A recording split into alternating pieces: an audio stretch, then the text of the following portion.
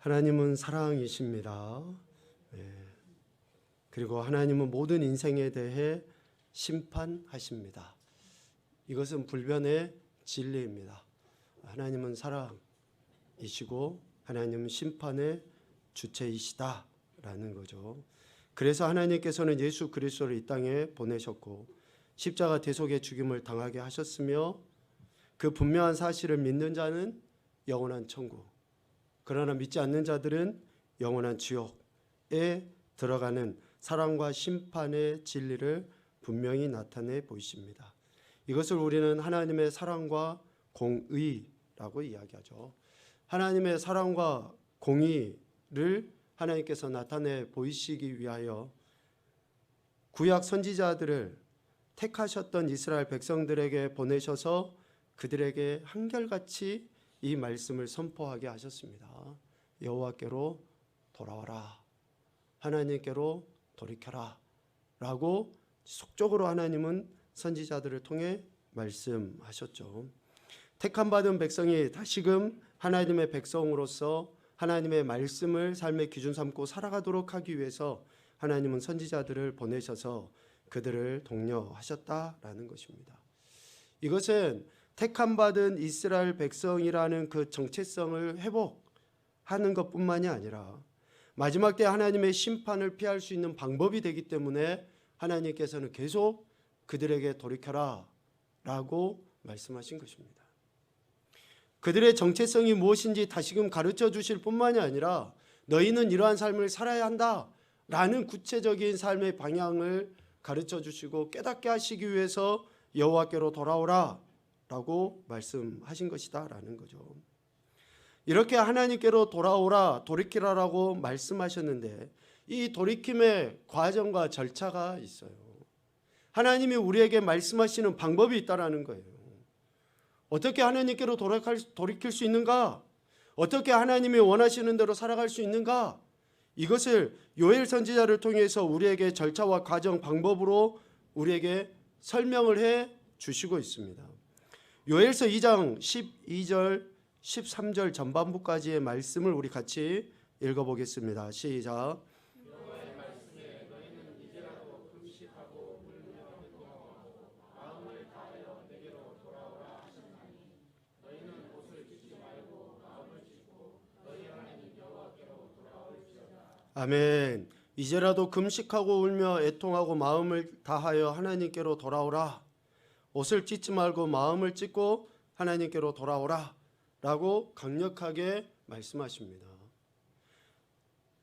금식하고 울며 애통하고 마음을 다해야 한다.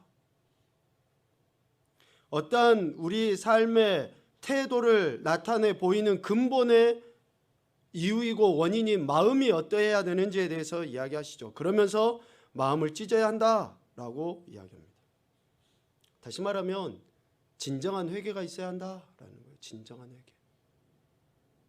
하나님을 거역하고 떠났던 발걸음을 돌이켜 다시금 하나님께 나가야 한다라는 거예요. 하나님의 말씀이 어떠한지 귀로는 들었음에도 불구하고 내 삶의 행태에서 드러나지 못했던 것들에 대해서 그것을 돌이켜라는 겁니다. 이제라도 하나님의 말씀 앞에 굴복하는 자세를 취해야 한다라는 것이죠. 어쩌면 세상으로 나뉘어져 있던 내 마음이 다시금 하나님을 향해야 한다라는 것 아니겠습니까? 하나님께서 기뻐하시는 것이 무엇이고 하나님이 바라시는 것이 무엇인지에 대한 깊은 묵상, 그리고 그에 따른 굴복의 자세가 있어야 한다라는 것이죠. 그래서 실제적으로 하나님 말씀에 순종하는 것이 하나님께 돌아가는 것이라고 할 수 있습니다. 하나님 말씀에 순종하는 것, 이것이 우리가 하나님께 돌아가는 것이라는 거죠. 사도 바울은 이렇게 하나님 말씀에 순종하는 것, 즉 하나님께 돌아가는 것을 오늘 로마서 2장 말씀에 보면 이렇게 표현을 하고 있습니다. 율법을 행하는 자로 말씀합니다. 로마서 2장 13절에 하나님 앞에서는 율법을 듣는 자가 의인이 아니고 오직 율법을 행하는 자라야 의롭다 하심을 얻을 수 있다라고 말씀합니다. 율법을 들었다, 하나님을 안다, 죄를 지었음을 깨달았다, 또 내가 죄인인 걸 느꼈다, 이런 차원에서가 아니라 여기에서 멈추는 것이 아니고 실제적으로 하나님 말씀을 지켜 행하는 자가 돼야 된다라는 것이고, 그러한 자가 어때요? 하나님께 순종하는 자이며 하나님께 돌이킨 자이다 라고 이야기를 하는 것이죠. 하나님의 말씀을 머리로 듣고 아는 사람이 있을 수 있죠. 그런데 하나님의 말씀을 들어서 머리로 알고 있다고 하는 자들이 범하기 쉬운 것이 뭡니까? 바로 판단이고 정죄예요. 로마서 2장 1절 말씀에 보면 남을 판단하는 사람아 라고 이야기해요. 하나님 말씀을 알아요. 들었다고 해요. 그런데 알고 들은 것으로 인해서 다른 사람을 판단하고 더 심지어는 다른 사람을 정죄까지 하는, 우리는 하나님 말씀을 알기 위해서 신앙생활을 하는 게 아니에요. 하나님 말씀을 어쩌면 내가 듣고 싶어서 하나님께 나와서 예배하는 게 아닙니다. 더 근본적으로는 내가 하나님 말씀을 내 삶에서 살아내기 위해서 우리는 신앙생활을 하는 거예요. 하나님 앞에 나와 예배하는 겁니다. 우리는 소위 듣는다라고 이야기하지만 듣는다라고 하는 것은 실제적으로 내가 그 말씀을 살아내기 위해서 듣는 거예요. 그래서 율법을 들었다, 안다가 아니라 하나님 말씀을 실질적으로 지켜 행하는 삶을 살기 위해서 우리는 이 시간에 나와 하나님께 예배하는 겁니다. 예수님께서 제자들에게도 누가 복이냐? 라고 하면서 가르치시죠. 누가복음 11장 28절 말씀에 보면 예수님이 이렇게 말씀하십니다. 오히려 하나님의 말씀을 듣고 지키는 자가 복이 있다. 하나님의 말씀을 듣고 지키는 자, 여러분 우리 경청과 순종의 그 단어의 어근을 이야기했잖아요. 동일합니다. 왜 듣는 거예요? 순종하기 위해서 듣는 거예요. 듣는다라고 하는 것은 행동이 뒷받침이 되는 것을 듣는다라고 이야기하는 거죠. 요즘 아이들이 멍 때리기를 좋아해요. 멍 때리기를. 무슨 이야기를 해요? 그러면 애들이 눈 이렇게 뜨고 듣고는 있는데 물어보죠. 알았어? 그럼 네? 귀는 열려서 들었다고 이야기하는데 무슨 이야기를 했는지를 말을 못하는 거예요. 여러분 말을 못하는데 행동으로 옮겨질까요? 안 돼요. 진짜 복은 뭡니까? 예수님의 말씀을 듣고 지켜 행해 나가는 것이라고 이야기합니다. 그래서 우리는 율법을 가졌다, 들였다, 느꼈다 이것보다도 하나님의 말씀을 지켰다라고 고백할 수 있어야 될 줄로 믿습니다. 하나님의 말씀을 듣고 지키는 것, 진정한 복이기 때문에 그렇습니다. 오늘 로마서 2장 하반부의 말씀을 보면 이것이 진정한 복이고, 또 누가 하나님께 칭찬을 받을 수 있는가? 라고 할 때에 진짜 칭찬받는 사람은 누굽니까? 율법을 많이 아는 사람이 아니에요. 율법을 많이 아는 사람이 아니에요. 소위 말하는 성경을 많이 읽은 사람이 아니에요. 공부를 열심히 한 사람이 아니에요. 그 말씀 한 말씀이라도 내가 내 삶에서 살아내는 그 사람이 하나님께 복받은 인생이고, 그 사람이 진짜 하나님께 인정받고 칭찬되는 인생이다 라는 것을 이야기합니다. 오늘 17절에 보니까 유대인이라 불리는 네가 라고 해요. 유대인. 성경에 보면 유대인, 히브리인, 이스라엘인 이렇게 그 구분이 나옵니다. 용어를 잠깐 설명을 해보면 이래요. 유대인은 이방인이나 헬라인과 구별된 그 이스라엘 백성들을 통칭해서 유대인이라고 이야기하는데, 이 유대인은 모세의 율법을 소유한 그 개념으로서의 유대인이라고 이야기해요. 히브리인은 언어의 그 개념에서 이야기합니다. 히브리어를 쓰는 무리들을 히브리인이라고 이야기해요. 이스라엘인이라고 할 때 그 이스라엘인은 구속사적인 의미에서 이스라엘인이라고 이야기해요. 야곱의 이름을 이스라엘이라고 바꿈으로 인해서 그 야곱의 후손을 하나님이 택하셔서 구원받은 백성으로 만드시잖아요. 그래서 이스라엘인은 구속사적 개념에서 이스라엘인이라고 이야기해요. 그러니까 동일한 민족이지만 어떨 때는 유대인이고 어떨 때는 히브리인이고 어떨 때는 이스라엘인으로 이렇게 불리죠. 그 불리움이 각각의 차이가 있어요. 오늘 네가 유대인이라고 했었을 때 유대인은 모세의 율법을 수여받은 그 독특한 민족이라는 것을 의미합니다. 하나님으로부터 율법을 부여받은 특권을 가진 민족이라는 것이죠. 하나님으로부터 율법을 수여받은 특별한 민족이라는 거예요. 이 유대인들은 자신들이 가진 이 특권, 즉 하나님으로부터 부여받은 율법을 자랑해요. 더 나아가서는 율법을 받지 못한 이방인들을 경멸하고 멸시까지 합니다. 이러한 우월감, 이러한 특권의식, 이러한 것들이 왜곡되게 나타나니까 어떻습니까? 다른 사람 무시 멸시할 뿐만 아니라 하나님 말씀에 제대로 순종하지 아니하면서 어때요? 다른 사람들을 판단하고 정죄하는 그런 어리석고 안타까운 행태들을 보이는 거죠. 그런데 하나님께서 이 율법을 수여하시면서 어떤 말씀을 하십니까? 그들이 진짜 복받을 길, 특권 의식이 아니라 특권을 가진 그 독특한 특별한 하나님의 민족 될 수 있는 방법을 그들에게 가르치셨어요. 율법을 주시면서 저들이 특권 의식에 사로잡혀서 사는 것이 아니라 진짜 특별한 존재가 될 수 있는 방법을 가르쳐 주셨다고요. 출애굽기 19장 5절 6절입니다. 우리 같이 보죠. 시작. 세계가 다 내게 속하였나니 너희가 내 말을 잘 듣고 내 언약을 지키면 너희는 모든 민족 중에서 내 소유가 되겠고 너희가 내게 대하여 제사장 나라가 되며 거룩한 백성이 되리라. 너는 이 말을 이스라엘 자손에게 전할지니라. 아멘. 하나님께서 율법을, 말씀을, 언약을 이스라엘 백성들에게 주시면서 방법을 가르쳐 주셨어요. 너희가 진짜 특별한 민족이 될 수 있는 방법, 제사장 나라가 될 수 있는 방법, 온 민족의 으뜸이 될 수 있는 방법을 가르쳐 주셨어요. 내 말을 잘 듣고 내 언약을 지키면, 하나님께서 하신 그 명령, 그 말씀, 그 법을 듣고 잘 지켜 행해 나가면 특권 의식이 아니라 특별한 존재라고 하나님께서 그렇게 인정해 주신다라고 분명히 약속하고 계시는 거죠.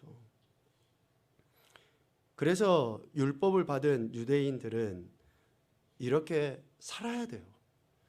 듣고 지켜 행하는 삶을 살아야 되는 거예요. 오늘 사도 바울이 로마서 2장 하반 17절부터 말씀 속에서도 유대인은 이렇게 살아야 한다라는 태도를 가르쳐 주십니다. 17절부터 20절까지 말씀을 보면 유대인으로서 율법을 받은 자로서 이렇게 살아야 되는 거죠. 첫째, 율법을 의지해야 돼요. 다른 어떤 것을 의지하는 게 아니라 하나님의 말씀을 의지해야 됩니다. 두 번째는 율법을 허락하신 하나님을 자랑해야 돼요. 말씀을 주신 하나님만을 높여드리고 하나님을 드러내 보여야 되는 거예요. 세 번째, 율법의 교훈을 받아 하나님의 뜻을 제대로 알고 지극히 선한 것을 분별할 수 있어야 됩니다. 옳고 그름을 제대로 판단할 수 있어야 되는 거예요. 하나님 말씀을 듣고.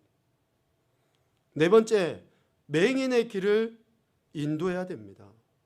율법을 받지 못하고 알지 못하는 영적 소경들에게 하나님의 말씀으로 그들을 제대로 인도하는 맹인의 인도자가 되어야 된다라는 거죠.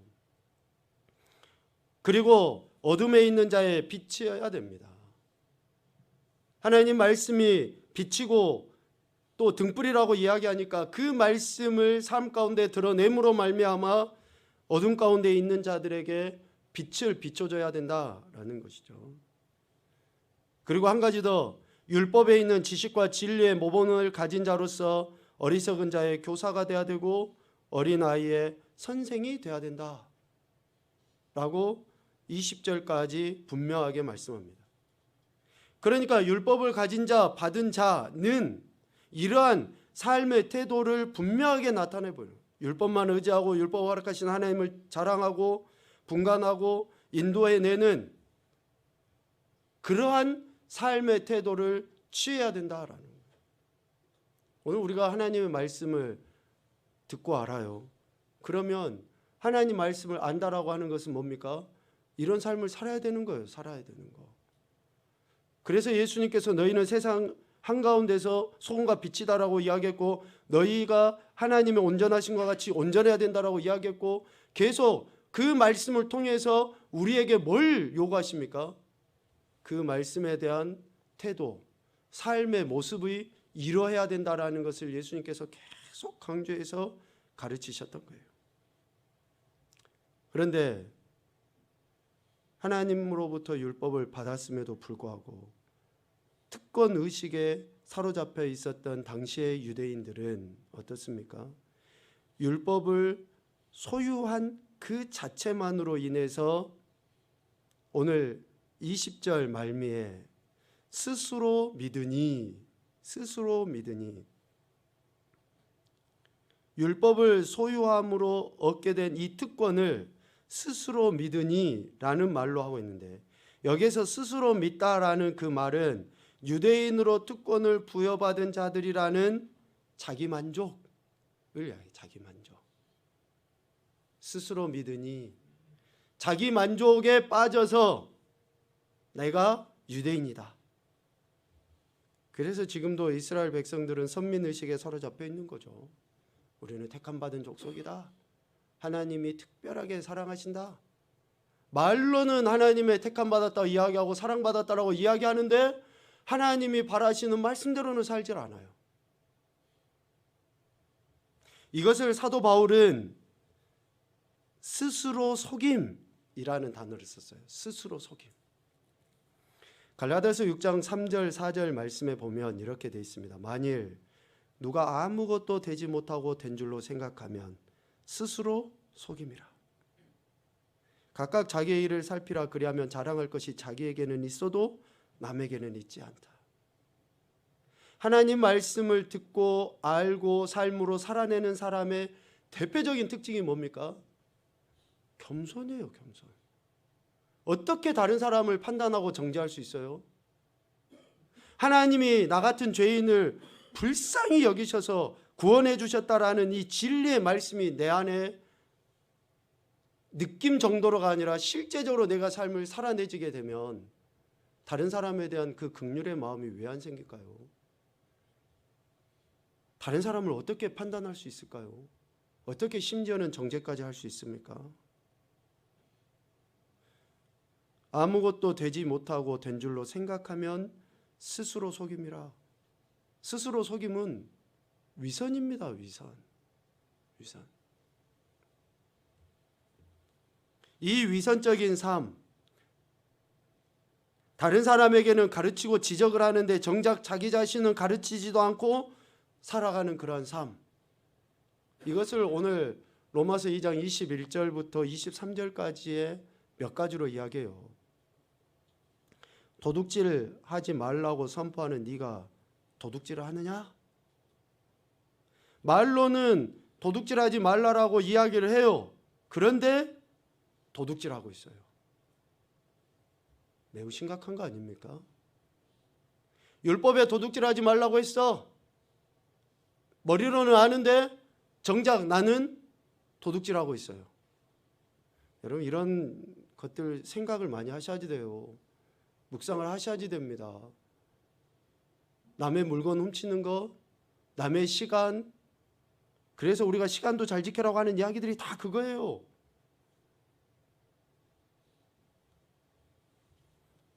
혹시 여러분들이 어디 근무하고 계시는데 여러분 필통 같은 거 한번 열어보면 볼펜이 수두룩합니까? 다 여러분 돈 주고 샀어요? 우리는 아무렇지도 않게 그런 거 하지만 매우 심각한 거거든요. 도둑질하지 말라라고 분명히 성경에서 이야기했고 머리로는 알아요. 그런데 그래서 교회도요, 10원짜리 하나라도 허투루 쓰여져서는 안 되고 자기 것인 양 써서는 안 됩니다. 어떤 분은 교회를 정함에 있어서 교회 재정이 투명하니까 내가 그 교회 다닌다, 그렇게 하신 분도 계신다더라고요. 10원짜리 하나도 개인의 사익을 위해서 써서는 안 돼요. 정말 저도 제 자신 많이 되돌아보고 그러는데, 간음하지 말라고 말하면서 간음하느냐? 성경에서 당연히 간음하지 말라고 했죠. 그런데 간음이 일어나고 있어요. 음란한 것들이 가정이나 공동체 안에 구석구석 파고 들어가 있어요. 음욕을 품는 자마다 이미 간음해버렸다고 하셨던 그 예수님의 말씀이 분명하게 있잖아요. 그런데 들키지만 않으면 되니까. 근데 누구에게 안 들켜요?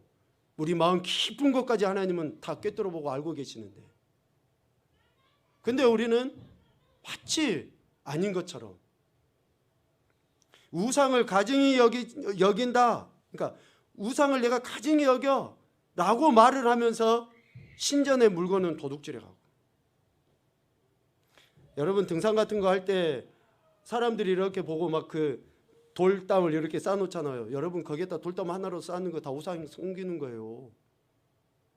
그렇다고 그 쌓아놓은 거 가서 발로 툭 차고 그러면 안 되지만, 냅둬, 그냥 그것들 하든지 말든지 냅둬야 되지만, 나도 어디 좋은 돌 없나 해갖고 딱 하나 올려놓고 그런 거 우상 섬기면 안 돼 이렇게 말로는 해놓고 그렇게 하는 모든 것들이 다 우상 섬기는 거예요.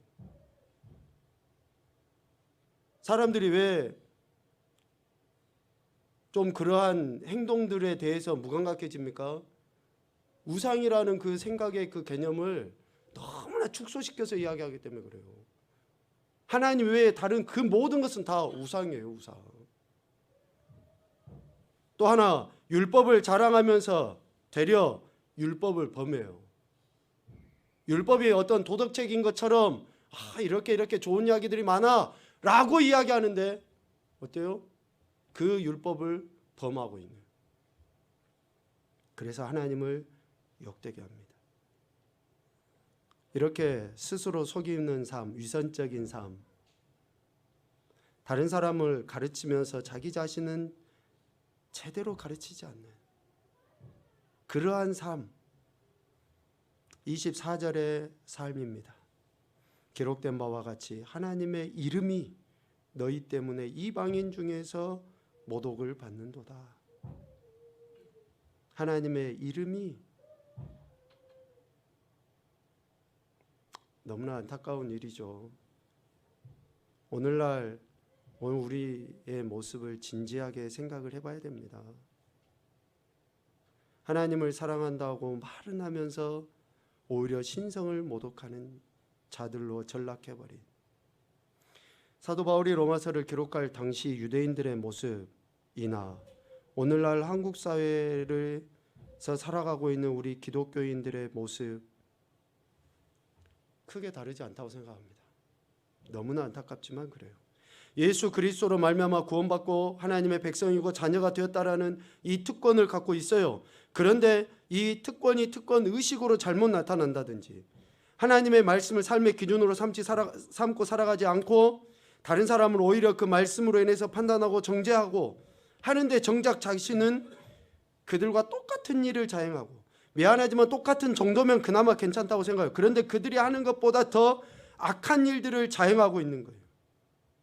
이게 한국 사회 교회의 모습, 성도들의 모습 아닙니까?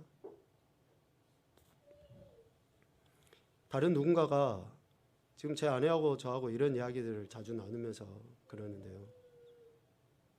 다른 누군가가 막 교회 이야기를 하고 비판을 하고 비난을 해요. 제가 교회 다닌 줄 알고 있는데.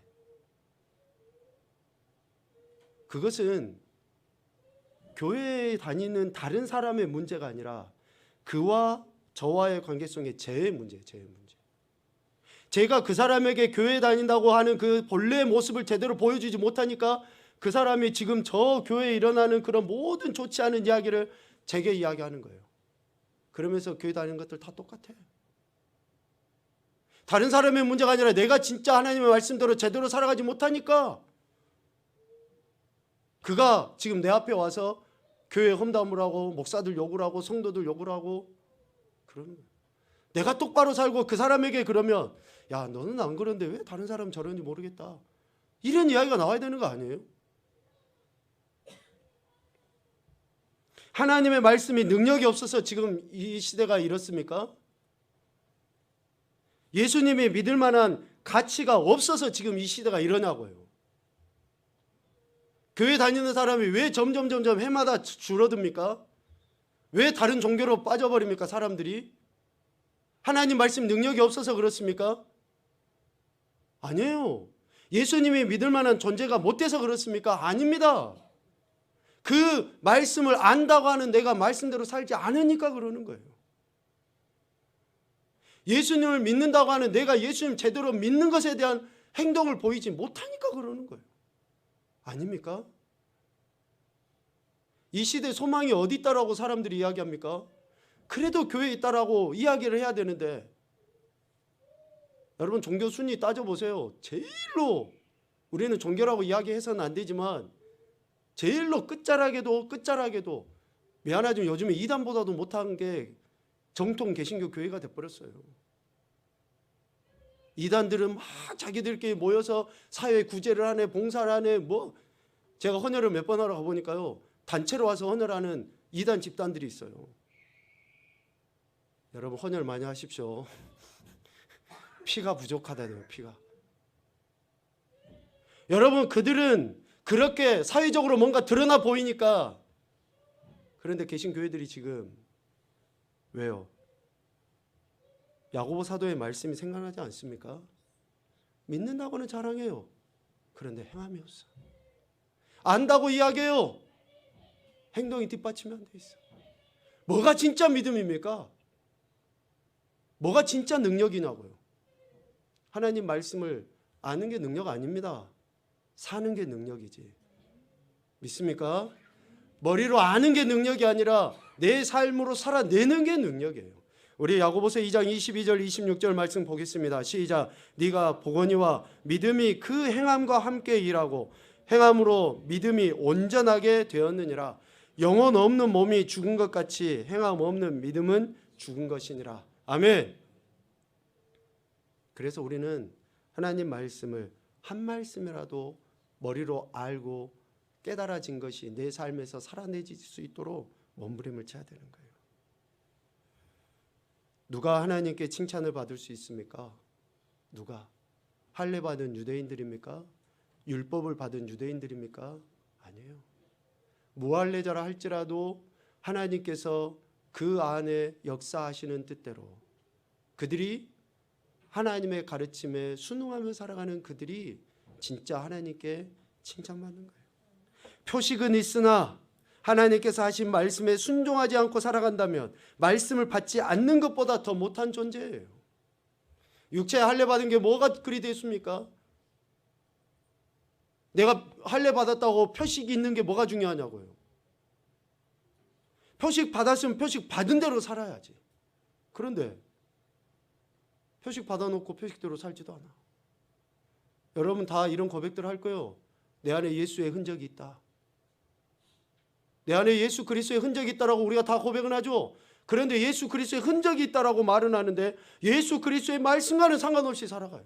여전히 감정대로 살아가고 상황에 따라 살아가고 자기가 하고 싶으면 하고 하기 싫으면 안 하고. 그게 진짜 예수님 믿는 사람이에요?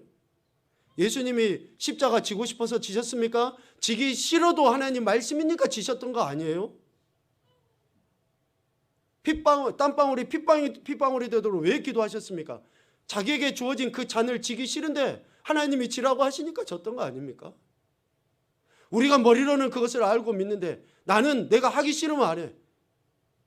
한 번 고집피면 목사도 안 보이고 장로도 안 보이고 성도들도 안 보이고 내가 주인이 돼갖고 여전히 그냥 내가 하고 싶은 대로 살아가. 여러분 이게 무슨 성도입니까 진짜? 왜 지금 매스컴에서 이렇게 이단이 판치고 있는 것을 떠벌리고 있습니까? 왜 그러냐고요. 저는 이렇게 생각이 들더라고요. 제발 개신교회 제대로 예수님 믿는다고 하는 정통교회들이 정신 똑바로 차리라는 것을 이야기하고 싶어서 이런 이야기가 나온 것 같아요. 제발 우리가 정신 똑바로 차려야지. 예수님 믿는 것은 예수님의 말씀을 삶으로 살아내는 거예요. 그래서 말씀을 지켜 행하는 것이 더 중요하다라고 이야기합니다. 무릇 표면적 유대인이 아니고 이면적 유대인이에요. 표면적 육신의 할례가 아닙니다. 할례는 어디에 있다는 거예요? 진짜 마음을 찢고 통해 자복하고 하나님 앞에 돌이키는 거예요. 이러한 몸부림이 없이 이 악하고 추악한 세대 속에 세상 한가운데서 어떻게 우리가 그리스도인으로서 하나님의 영광을 드러낼 수 있냐고요. 영광은커녕 오히려 10계명의 제 세 번째 계명 말씀과 같이 여호와의 이름을 망령되이 일컫지 말라라고 이야기했음에도 불구하고 그것은 머리로 알면서 내 입술이나 내 행동으로 인해서 여호와의 이름을 망령되이 일컫고 하고 있는 그러한 그 안타까운 모습들이 우리 안에 없냐고요.